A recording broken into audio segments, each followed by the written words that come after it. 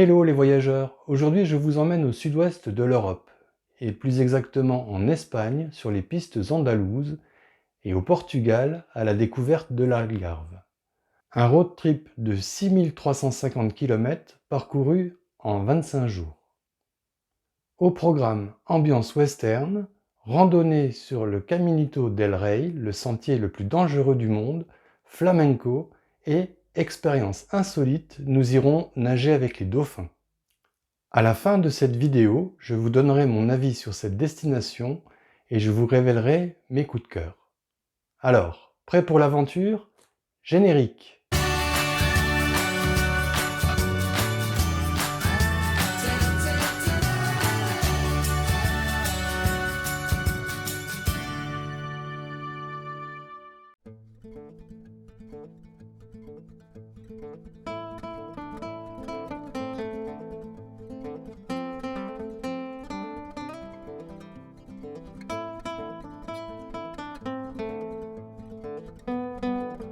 Des vallées entières sont mises sous serre pour cultiver de manière intensive les fruits et légumes qu'on retrouve à des prix imbattables dans nos supermarchés.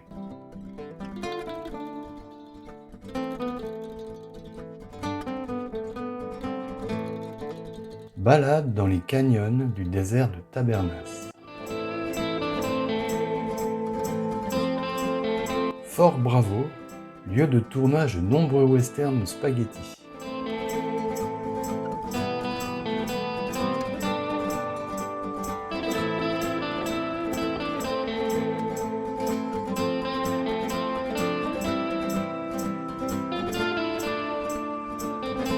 Petit chemin du roi est une randonnée de 3 km sur une passerelle aménagée le long d'une paroi escarpée des gorges d'El Corro.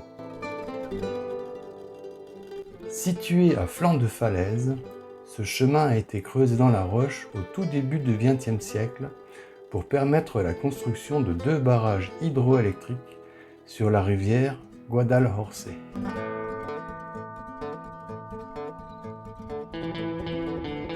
Par endroits, le chemin surplombe la rivière d'une bonne centaine de mètres. Longtemps considéré comme le sentier de randonnée le plus dangereux du monde, il a été fermé suite à de trop nombreuses chutes mortelles. Aujourd'hui, il est sécurisé et a été réouvert au public. La randonnée reste quand même très impressionnante.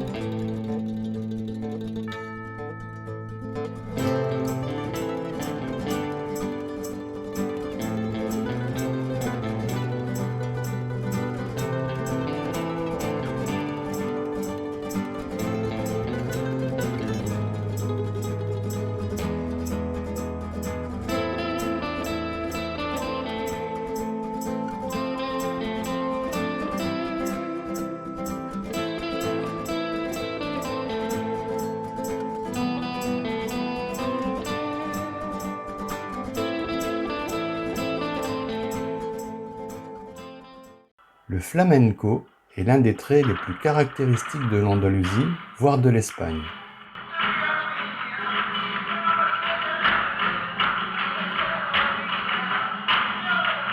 C'est la musique qui l'identifie n'importe où dans le monde. Mais plus qu'une culture, le flamenco est une façon de voir le monde et d'exprimer les sentiments. Assister à un spectacle de flamenco est probablement l'une des sorties typiques que peu de voyageurs souhaitent manquer lors de leur passage en Andalousie.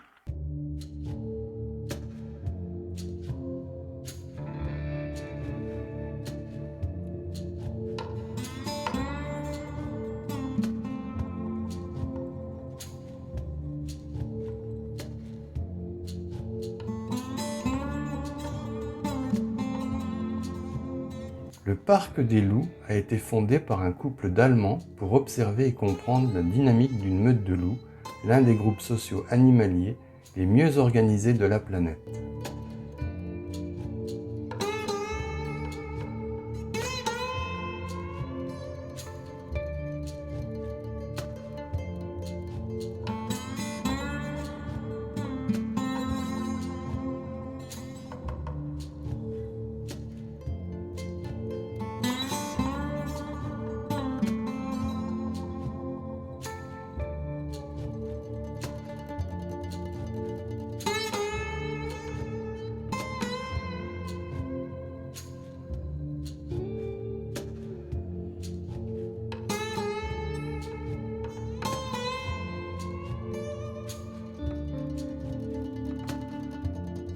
Nager avec des dauphins, un rêve de gosse enfin réalisé.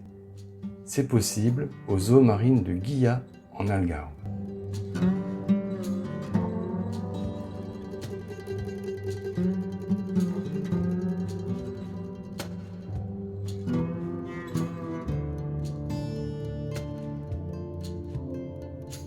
Le Cap Saint-Vincent, la pointe sud-ouest de l'Europe. Retour en Andalousie par la route des cigognes. Un nid sur chaque poteau et ceci sur des kilomètres.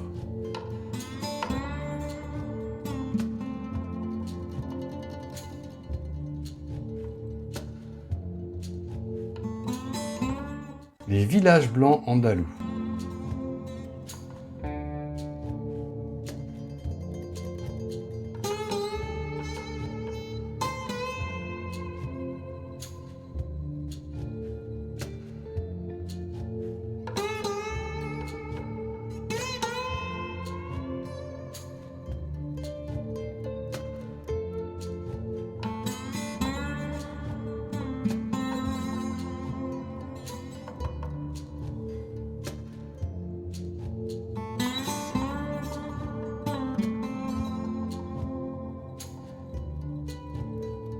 Une mosquée qui abrite une cathédrale, comme quoi deux religions peuvent cohabiter sans aucun problème.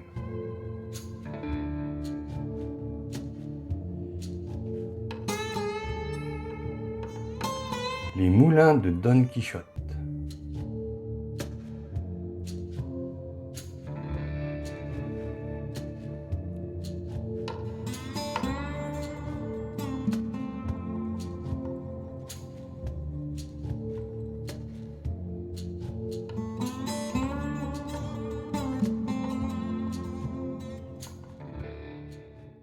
Village blanc, terre rouge et ciel bleu, voilà résumé en quelques mots ce qu'est l'Andalousie. Les villes de Séville, Grenade et Cordoue forment le triangle d'or andalou.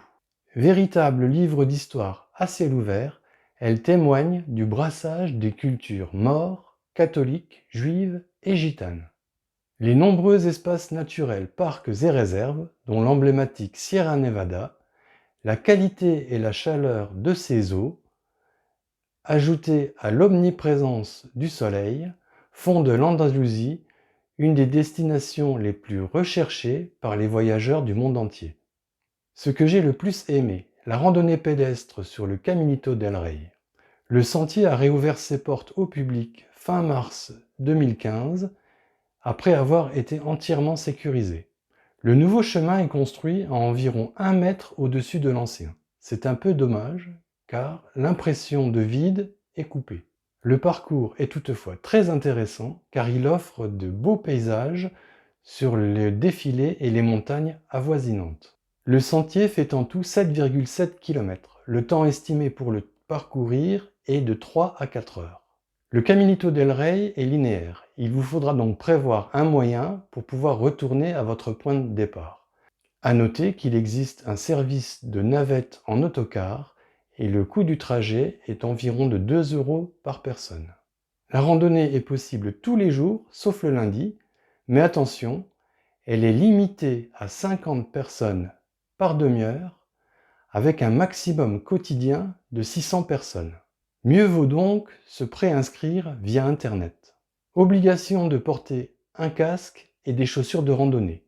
Si vous n'êtes pas équipé, sachez que le site met à disposition des casques. Le prix d'accès à la randonnée est de 10 €.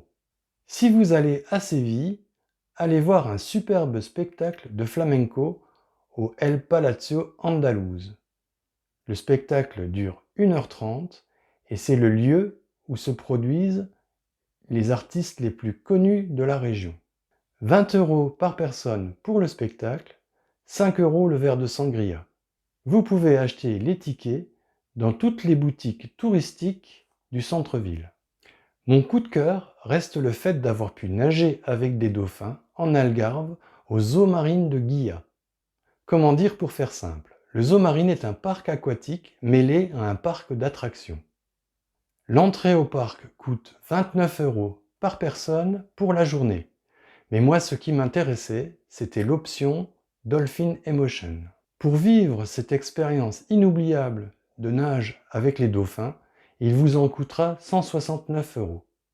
Le prix comprend la nage avec les dauphins et l'entrée au parc d'attractions en qualité de VIP.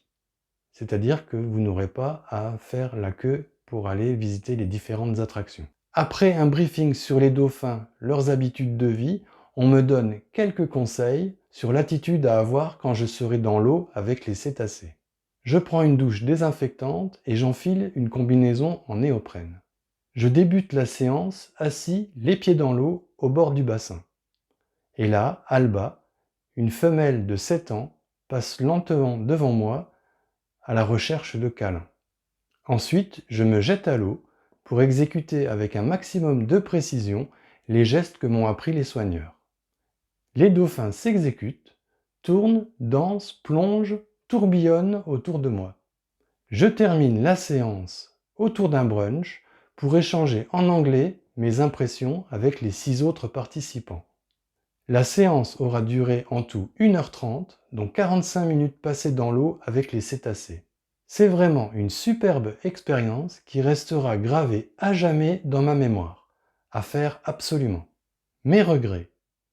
Ne pas avoir pu visiter l'Alhambra, cette forteresse arabe construite au Moyen-Âge et qui surplombe la ville de Grenade. L'Alhambra, la rouge en arabe, doit son nom à la coloration qu'elle prend quand le soleil couchant l'embrase. J'y suis arrivé trop tard dans la matinée et il n'y avait plus de possibilité de visite. Si vous avez des questions ou des réactions, laissez-les-moi en commentaire, j'y répondrai volontiers. Et si vous avez aimé cette vidéo, merci de la liker, de la commenter, de la partager et de vous abonner à ma chaîne. Et en attendant de vous retrouver pour de nouvelles aventures, n'oubliez pas, le monde appartient à ceux qui le parcourent.